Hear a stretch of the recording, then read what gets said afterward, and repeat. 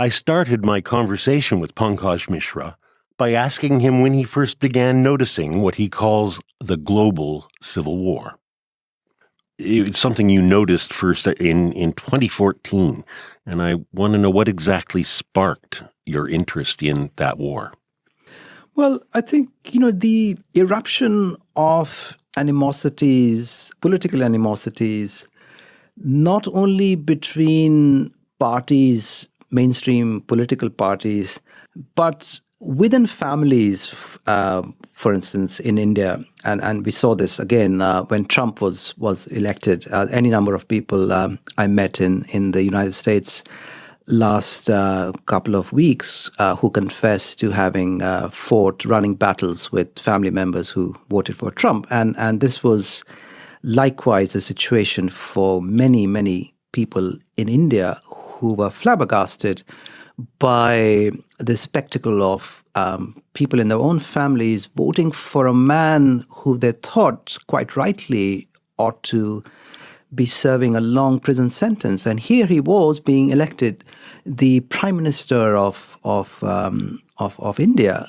by a large margin. So I think the triumph of a demagogue in this instance, and he had a long political record which was pretty disgraceful, and he had been written off many times, and here he was making this big comeback, causing deep divisions in Indian society at large with his rhetoric. And then, of course, we've seen in the last 3 years those divisions deepen.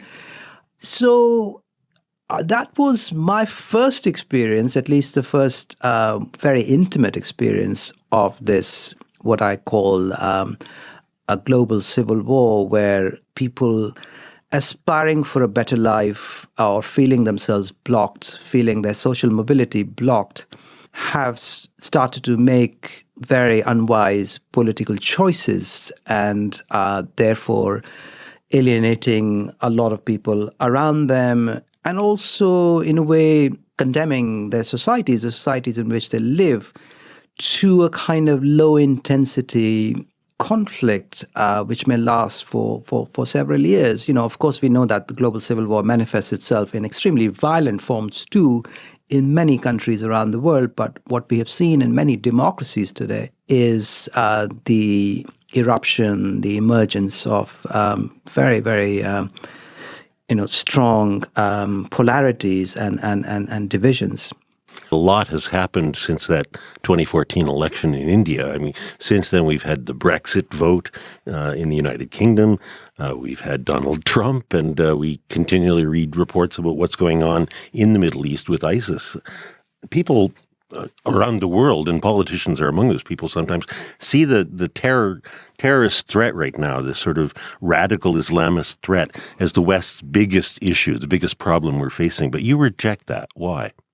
Well, I think, we are now finding out with the eruption of far-right fanaticism in the very heart of the modern West that fundamentalism, extremism, political fanaticism of this kind is simply not unique to Muslim societies or countries in Asia and Africa.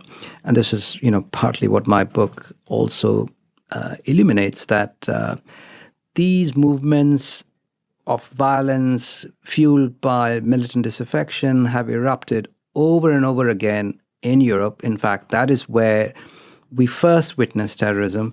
And they have, continually emerged as a result of various economic crises, as a consequence of, certain factors. When they come together, you will have a small minority of people resorting to violence, and it has happened, as recently as the 1970s and 1980s in Western Europe.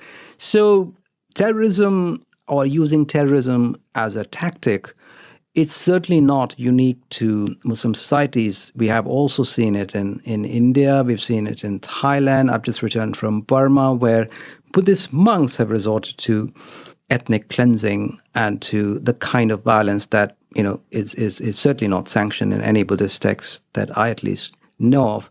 So I think we made a catastrophic mistake after 9/11, when we located the source of militant violence in Islam and tried to identify a particular community that was breeding this poison of terrorism, we just completely ignored this very long history in which people of all religious, racial, ethnic, national backgrounds had resorted to terrorism. So I think, in many ways, we are living with the consequences today of that mistake we made soon after 9/11 in that, bigotry of the kind that was unleashed back then is now being institutionalized in government policy by all kinds of far-right demagogues who seized upon this issue and turned the Muslim community in Europe and America as basically a scapegoat. The same fate that many Jews suffered in the late 19th century during a time of economic crisis, when they were singled out as the source of suffering for all the masses who were being victimized by these global flows of labor and capital back then. It seems to be an issue or a problem that is much more widespread than people are willing to think, if not almost a universal problem. It really is. I mean, I think, scapegoating is an ancient practice. And it seems like no matter how secular or rational or modern we might think ourselves to be, certain human traits or certain pathologies of human societies are never very far behind us. And scapegoating is clearly one of them. Can you help us see the connection then between the kind of people you're talking about, the cultural nationalism that was part of Italian fascism 100 years ago, and the kind of chauvinism we're now seeing in Donald Trump's America, or beyond that in Islamist or Buddhist or Hindu nationalists anywhere in the globe?